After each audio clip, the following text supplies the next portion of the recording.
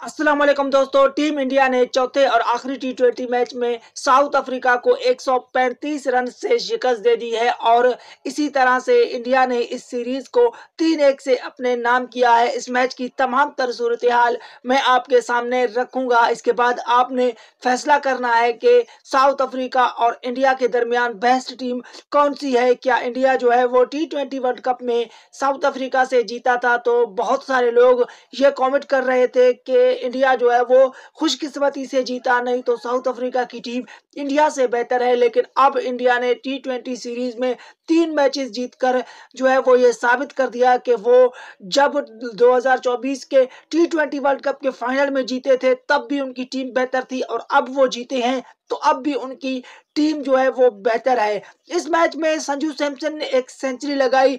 गुज़िश्ता जो मैच था उसमें भी उन्होंने जो है वो सेंचुरी लगाई। 4 मैचों की सीरीज में संजू सैमसन जैसे यंगस्टर प्लेयर जो है वो 2 सेंचुरियां लगाते हैं और जो वो संजू सैमसन है जो आईपीएल की टैलेंट है, आईपीएल से उभर के सामने आए हैं और आईपीएल का उनको बहुत ज्यादा जो है वो एक्सपीरियंस है।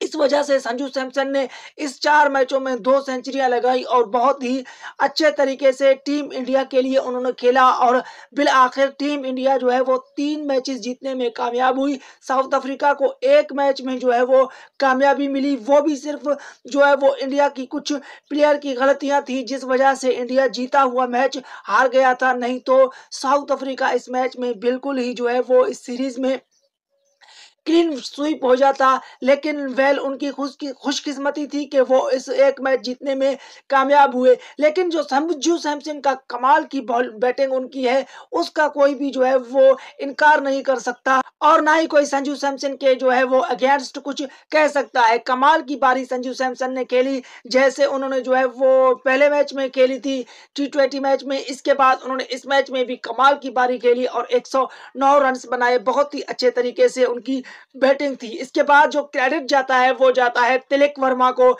जिन्होंने सेंचुरी बनाई और 2 जो महन सेंचुरियां थी टी20 में।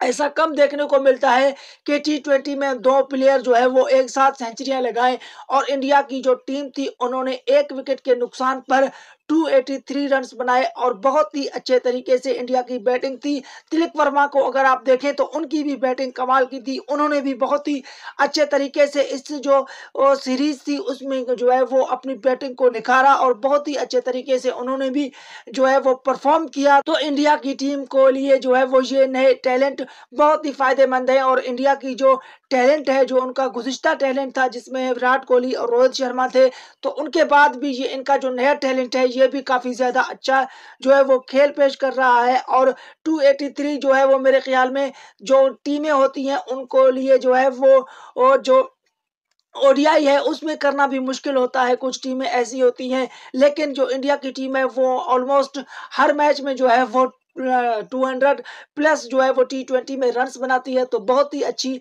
उनकी बैटिंग की फॉर्म लगी हुई है। तिलक वर्मा ने भी जो बैटिंग की वो भी आप लोगों के सामने है, 120 रन्स बनाए जो है वो बहुत ही अच्छी उनकी जो है वो शॉर्ट सिलेक्शन थी और उन्होंने जो लंबे लंबे छक्के लगाए उन्होंने बहुत ही ज्यादा जो साउथ अफ्रीका के बॉलर्स हैं उनको उन्होंने हैरान कर दिया। तो जो इंडिया ने बैटिंग की वो लग यही रहा था कि बैटिंग पिच पर जो है वो बैटिंग कर रही है इंडिया की टीम, लेकिन ऐसा बिल्कुल भी नहीं था। ये इंडियन प्लेयर्स का टैलेंट था कि उन्होंने जो है वो इस तरह से अच्छे शॉट लगाए। लेकिन जब साउथ अफ्रीका की टीम बैटिंग करने आती है तो 148 पर ऑल आउट हो जाती है और साउथ अफ्रीका की बैटिंग देखकर यही लगता है कि पिच जो है वो एकदम से बदल गई है। पहले जो है वो बैटिंग पिच थी, अब बिल्कुल ही जो है वो बॉलिंग पिच हो गई है। तो ये जो है वो इंडियन प्लेयर्स का कमाल था, ना कि जो है वो पिच का। और इंडिया के जो बैटिंग थी वो भी कमाल की थी और जो उन्होंने बाद में बॉलिंग कराई साउथ अफ्रीका के हर प्लेयर को उन्होंने जो है वो कंट्रोल में रखा और उनको बहुत ही जल्दी जो उनके मेन प्लेयर थे उनको पवेलियन वापस भेज दिया और बहुत ही अच्छे तरीके से इंडिया की जो बॉलिंग थी वो भी जो है वो चली रही। और वरुण चक्रवर्ती की बात करें तो उन्होंने भी जो है वो बेहतरीन बॉलिंग की और तमाम तर जो इंडिया की टीम थी उन्होंने कुल मिलाकर इस तरह की जो है वो कारकर्दगी दिखाई कि इसके बाद इंडिया की टीम जो है वो बहुत ही अच्छे तरीके से जो क्रिकेट के मैदान है उसमें आपको सुरखरू होती हुई, उसमें आपको जो है वो फख्र के साथ चलती हुई दिखाई देगी। क्योंकि न्यूजीलैंड के खिलाफ जो उनकी सीरीज थी उसमें वो बहुत ही बुरे तरीके से जो है वो नाकाम हुए थे, लेकिन अब उनको जो टी20 में ये कामयाबी मिली है इससे वो काफ़ी ज़्यादा जो है वो खुश हैं और काफ़ी ज़्यादा उनका जो मोराल है वो बुलंद है।